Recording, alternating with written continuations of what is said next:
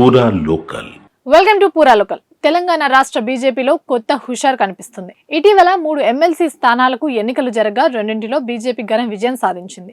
ఇక త్వరలో జరగబోయే లోకల్ బాడీ ఎన్నికలకు బూస్టింగ్ గా ఉపయోగపడుతుందని కమలం భావిస్తుంది. ఇక ఇదే ఊపుతో స్థానిక సంస్థలే టార్గెట్ గా ముందుకు పోవాలని బీజేపీ గట్టిగా డిసైడ్ అయింది. రాష్ట్రంలో కరీంనగర్, నిజామాబాద్, ఆదిలాబాద్, మెదక్ జిల్లాల సెగ్మెంట్ టీచర్ ఎమ్మెల్సీగా మల్కా కొమరయ్య, గ్రాడ్యుయేట్ ఎమ్మెల్సీగా అంజిరెడ్డి విజయం సాధించారు. ఈ గెలుపుతో ఉత్తర తెలంగాణలోని అన్ని జిల్లాల్లో బీజేపీ హవా మొదలైంది. ఇప్పటికే ఆ ఏరియాలో 4 ఎంపీలు, 7 ఎమ్మెల్యేలు ఉన్నారు. దీంతో ఉత్తర తెలంగాణను బీజేపీకి అడ్డాగా మార్చుకునేందుకు బీజేపీ అధిష్టానం ప్రయత్నాలు మరింత ముమ్మరం చేస్తుంది. ఈ సమయంలో సర్కార్ తీసుకునే పలు నిర్ణయాలపై బీజేపీ ఆందోళనలు నిర్వహించింది. ప్రధానంగా మూసీ ప్రక్షాళన, 6 గ్యారెంటీల అమలు, ఇతర అంశాలపై పోరాటాలు చేసి తన వాయిస్ ను ప్రజల్లోకి తీసుకుపోతుంది.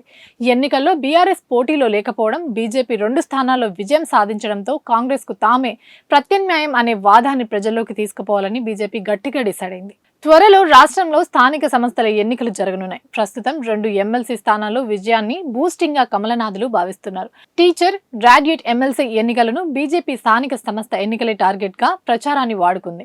2 కేంద్ర మంత్రులు కిషన్ రెడ్డి, బండి సంజయ్ తో పాటు ఎమ్మెల్యేలు, ఎంపీలు జిల్లాలో ప్రచార సభల్లో పాల్గొన్నారు. ఇది కేడర్లో కొత్త ఉత్సాహాన్ని నింపుతోంది. 3 స్థానాల్లో పోటీ చేస్తే రెండింటిలో బీజేపీ విజయం సాధించడంతో ఆ పార్టీలో కొత్త ఊపు తీసుకొచ్చింది. అయితే బీఆర్ఎస్ పోటీ చేయకపోవడంతో సర్కార్ వ్యతిరేక ఓటు బ్యాంకుగా ఉన్న వారంతా బీజేపీ వైపు మొగ్గు చూపుతున్నట్లు తెలుస్తుంది.